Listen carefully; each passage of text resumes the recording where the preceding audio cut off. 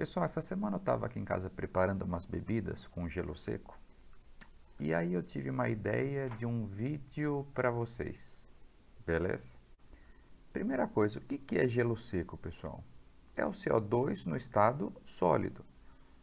Beleza, Robson, mas eu nunca vi. Onde eu acho gelo seco? Olha que sorte!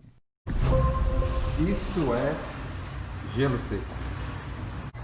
Pessoal, olha que sorte, eu tenho uma loja de gelo seco na rua de casa. É sorte, hein? Muita sorte. Pessoal, a primeira coisa que vem na nossa cabeça quando a gente pensa em gelo seco é essa fumacinha branca que a gente observa. Quando coloca, por exemplo, em contato com água.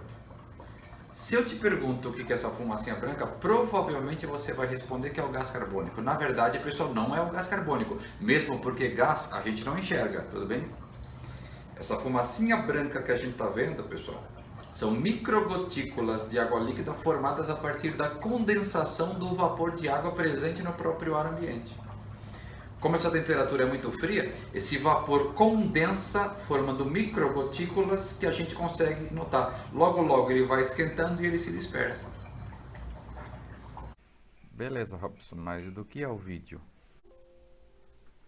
Pessoal, o vídeo de hoje é para a gente bater um papo sobre volume molar, o que você vê aí em cima na sua tela. Pessoal, primeiro, o que é volume molar, como o próprio nome sugere? Uai, é o volume ocupado por um mol. E aqui, pessoal, eu sei que normalmente a gente associa o volume molar a substâncias no estado gasoso, mas na verdade, pessoal, o termo volume molar vale para um mol de qualquer substância e em qualquer estado físico. Assim, por exemplo, um mol de água, perfeito? Pode estar líquida, pode ser gasosa, pode ser sólida, o gelo. Um mol de água são 18 gramas a partir das massas atômicas. Então, o volume ocupado por 18 gramas de água é o volume molar. Você pega a glicose, C6H12O6, são 180 gramas cada um mol de glicose. O volume ocupado por 180 gramas de glicose é o seu volume molar. Pessoal, como eu fiz um experimento com o gelo seco, pessoal, é o dióxido de carbono. Somando aí, pessoal, as massas atômicas de carbono e oxigênio, facinho, você encontra que cada um mol dessa substância possui massa 44 gramas. E eu concordo, pessoal, que normalmente quando a gente pensa no CO2, a gente pensa no gás carbônico, porque nas condições ambientes ele é um gás. Então aí sim vale tudo o que a gente aprendeu para a substância gasosa. Então, por exemplo, se eu tivesse 1 mol de CO2 na CNTP, já que ele é um gás, o volume ocupado por 1 mol de CO2 gasoso na CNTP, 22,4. Se eu tiver 1 mol de CO2 nas condições ambientes de temperatura e pressão, pessoal, condições ambientes, a temperatura não vai ser 0, vai ser 25. Uma temperatura um pouquinho maior, esse gás expande um pouquinho. Então o volume vai ser um pouquinho maior. Mas no vídeo eu fiz uma coisa um pouquinho diferente, porque o gelo seco, pessoal, não é o mesmo CO2, só que no estado sólido. No estado sólido, ele ocupa um volume muito menor. Então, se eu tiver 44 gramas de CO2 no estado sólido, eu tenho 1 mol. O volume molar dele no estado sólido é bem pequeno. E como ele é um sólido que sublima, ao sublimar, aí sim ele passará para o estado gasoso e ocupará um volume bem maior.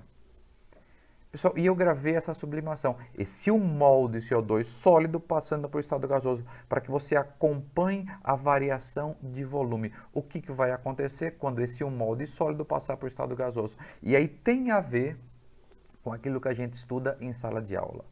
Vamos ver esse vídeo? Vamos dar uma olhadinha nele, beleza? Pessoal, estou com 44 gramas de gelo seco pesado na balança. E o que eu vou fazer? Eu vou colocar nesse saquinho e vou esperar sublimar. 1 mol de sólido, olha o volume que ele ocupa. Quando esse CO2 passar para o estado gasoso, qual será o volume que ele vai ocupar?